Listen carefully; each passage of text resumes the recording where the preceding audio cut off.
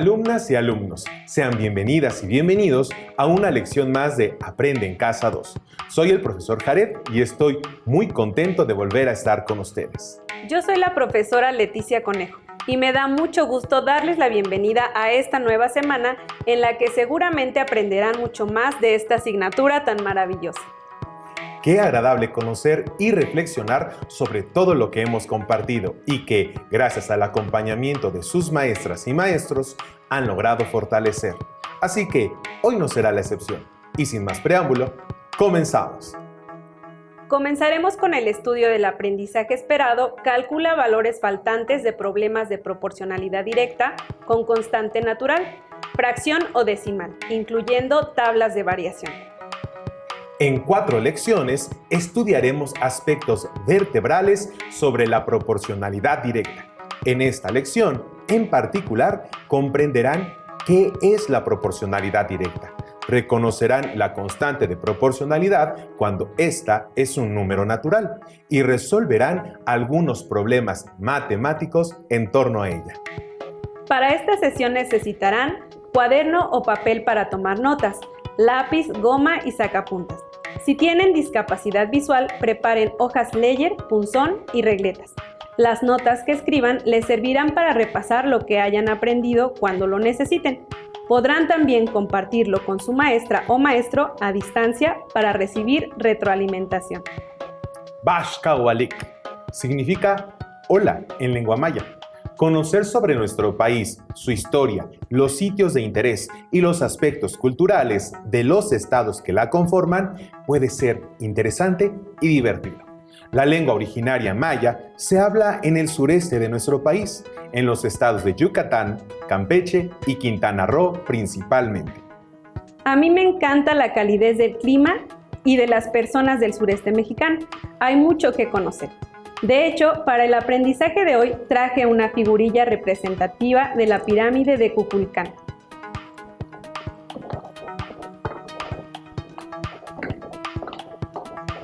Está ubicada en la zona arqueológica de Chichén Itzá.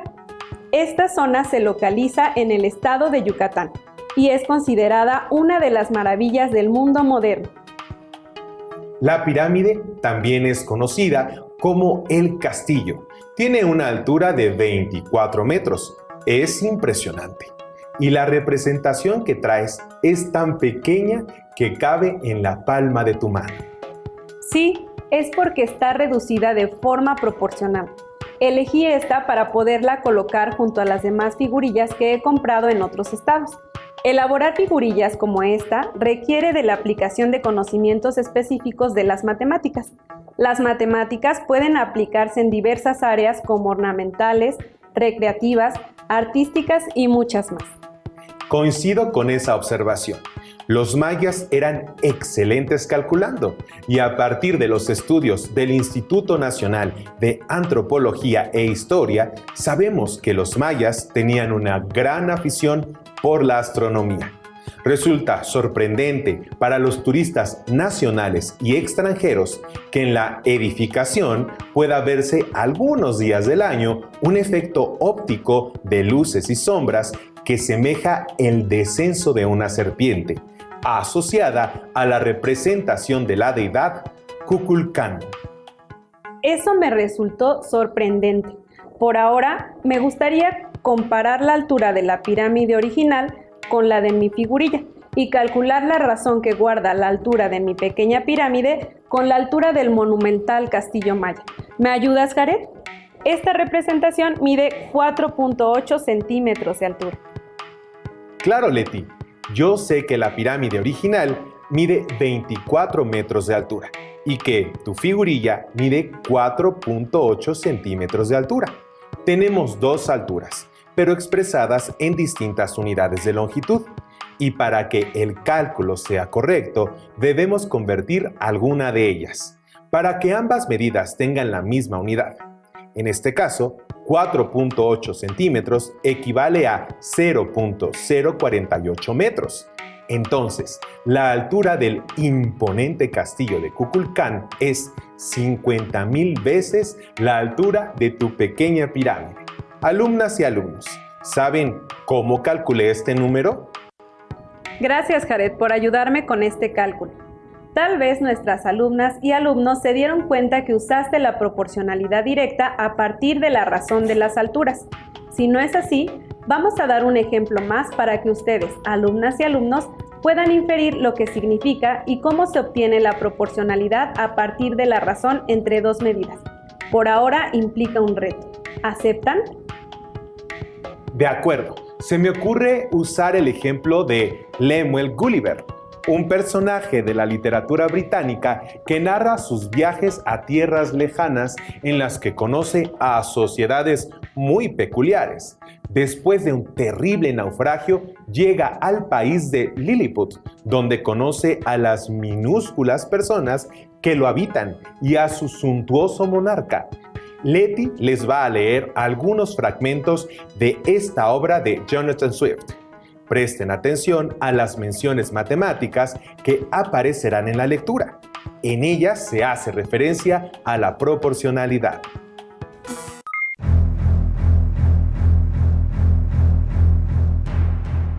Gulliver, por su parte, también estuvo a punto de morir. Nadó hasta perder la fuerza en sus brazos y piernas.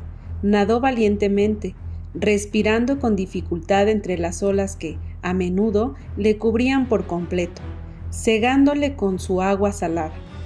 Luchó, pues, todo lo que le fue posible hasta que, por fin, el viento sopló con menos furia y las aguas se calmaron un tanto. Entonces, con gran alegría, se dio cuenta de que con sus pies tocaba fondo. Sin embargo, la costa estaba tan lejos todavía que por espacio de una milla tuvo que ir vadeando fatigosamente las inquietas aguas. Por último, con las fuerzas totalmente agotadas, llegó a tierra firme. Al despertar, el sol brillaba en el cielo y trató de incorporarse, pero no le fue posible mover brazos ni piernas. Gulliver se quedó dormido la noche anterior tendido sobre su espalda, pero al abrir los ojos vio que sus brazos y piernas estaban fuertemente sujetos al suelo. Alrededor de su cuerpo pasaban multitud de delgadas pero fuertes cuerdas, y hasta su cabello, que llevaba largo según la moda de aquel tiempo, estaba atado tan firmemente que no le era posible volver la cabeza. A su alrededor pudo distinguir un confuso sonido de voces, pero no vio nada más que el cielo, en el cual brillaba el sol con tanta fuerza que no pudo continuar con los ojos abiertos.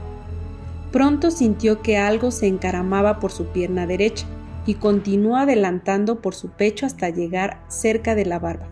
Mirando en aquella dirección, vio que allí se hallaba un hombre pequeñísimo, no más alto de 15 centímetros, y armado con un arco y flechas.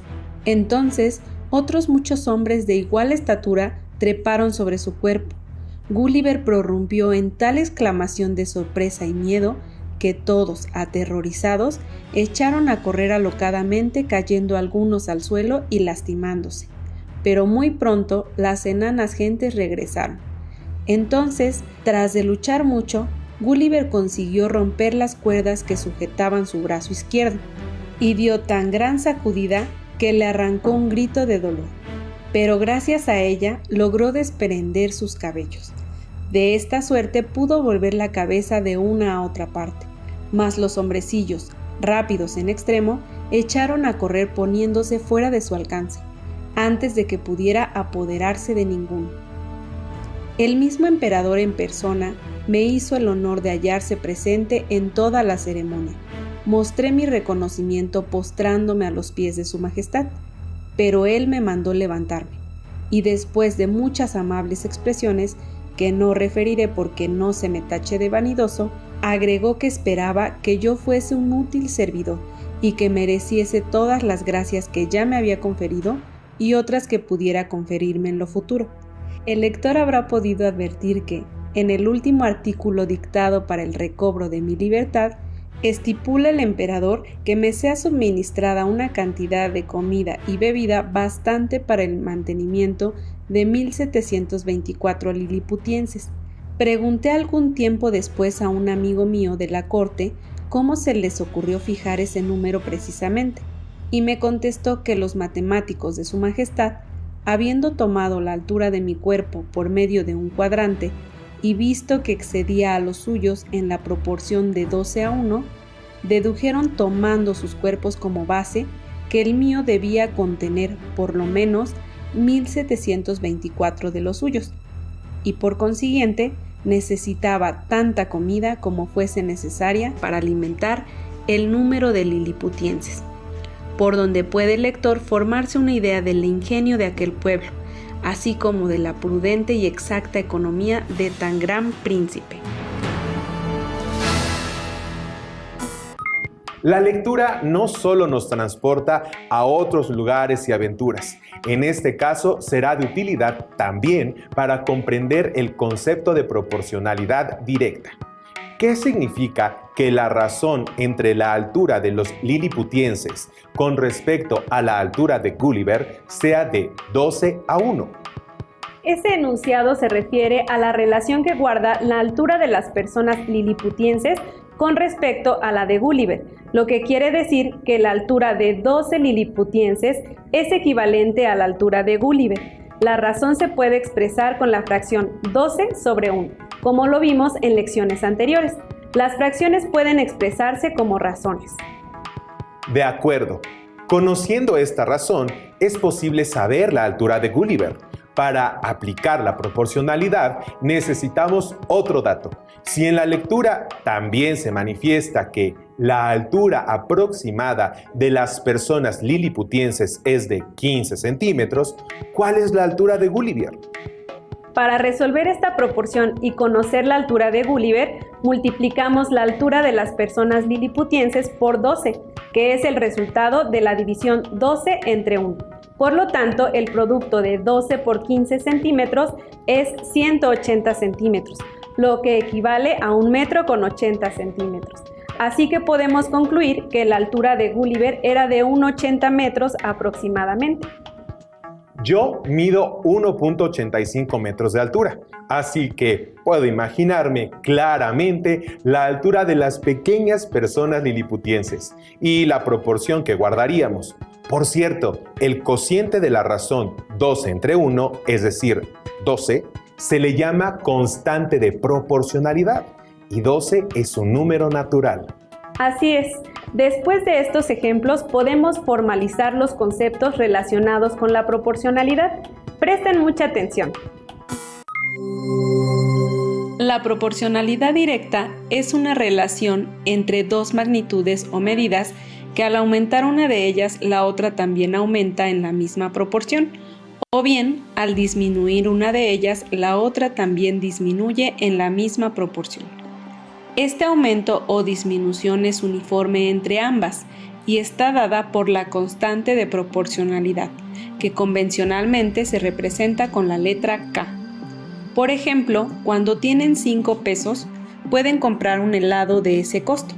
Si tienen 10 pesos, podrán comprar 2, y si tienen 15 pesos, les alcanzará para 3 helados. Es decir, si aumenta la cantidad de dinero que tengan, también aumentará la cantidad de helados que podrán comprar. O bien, si tienen 15 pesos, pueden comprar 3 helados. Si tienen 10, podrán comprar 2. Pero si tienen 5 pesos, solo podrán comprar un helado. Es decir, si disminuye la cantidad de dinero que tienen, entonces la cantidad de helados que pueden comprar también disminuye. La constante de proporcionalidad K es la relación de dos cantidades y se puede escribir como una fracción A sobre B, donde K es el resultado de dividir A sobre B. En nuestro ejemplo, la cantidad de dinero entre la cantidad de helados es 5, es decir, K igual a 5. Por otro lado, una proporción es la igualdad entre dos razones. En el ejemplo, la igualdad es 10 sobre 2 igual a 15 sobre 3. En la primera razón, 10 representa el costo total y 2 la cantidad de helados. En la segunda razón, 15 es el costo total y 3 la cantidad de helados que se reciben. En ambos casos, el cociente de la razón es 5, por lo cual sabemos que se trata de una relación de proporcionalidad directa.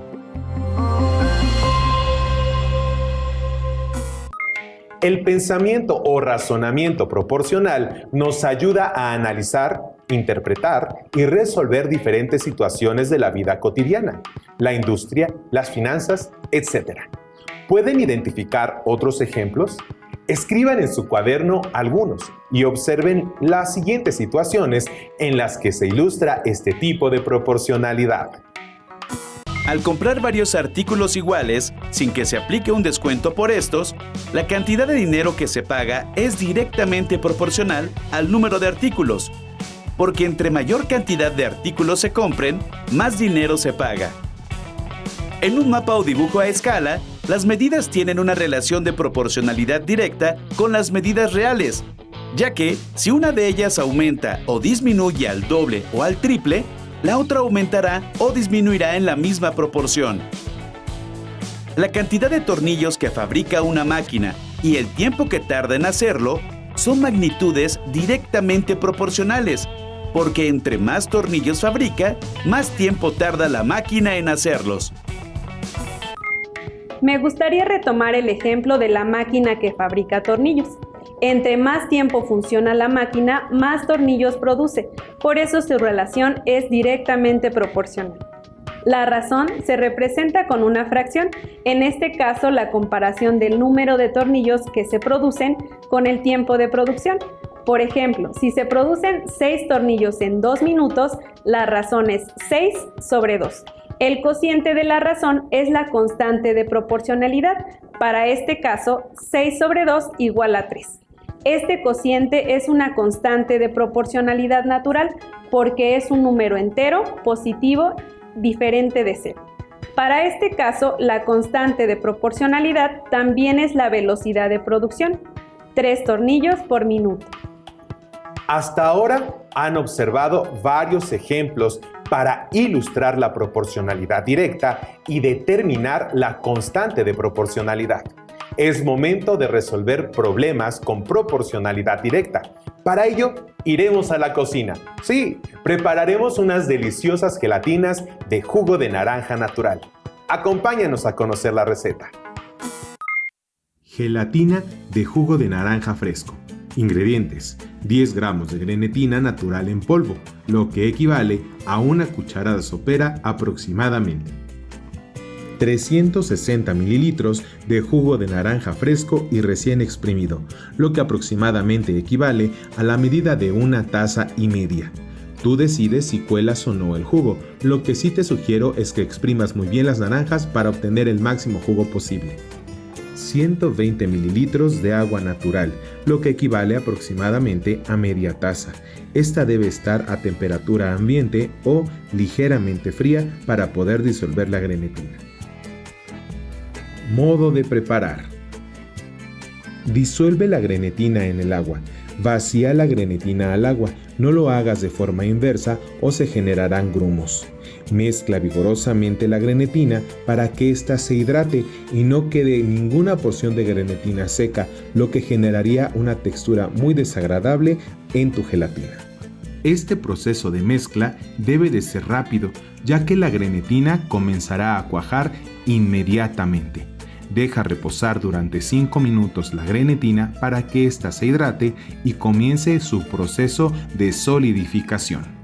Una vez que se ha hidratado completamente la grenetina, es momento de calentarla hasta que sea líquida. Puedes utilizar el horno de microondas, pero hazlo de pocos segundos en pocos segundos. O también puedes utilizar la técnica llamada baño María. Entibia un poco el jugo de naranja para que pueda mezclarse con la grenetina. Este sería el momento para añadir un poco de azúcar o endulcorante a la mezcla, pero no te lo recomiendo, mejor déjala sin azúcar añadida. Mezcla la grenetina líquida con el jugo muy bien para que la consistencia de tu gelatina al final sea uniforme. Asegúrate de que toda la grenetina se mezcle con el jugo. Ya casi terminamos. Ahora vierte la mezcla en 2 vasos o copas de 240 mililitros de capacidad. Esta receta rinde para 2 porciones. Refrigera durante 2 o 3 horas o hasta que se encuentren cuajadas. Decora con rodajas de naranja. En la cocina, de la vista nace el amor. Sirve las gelatinas bien frías.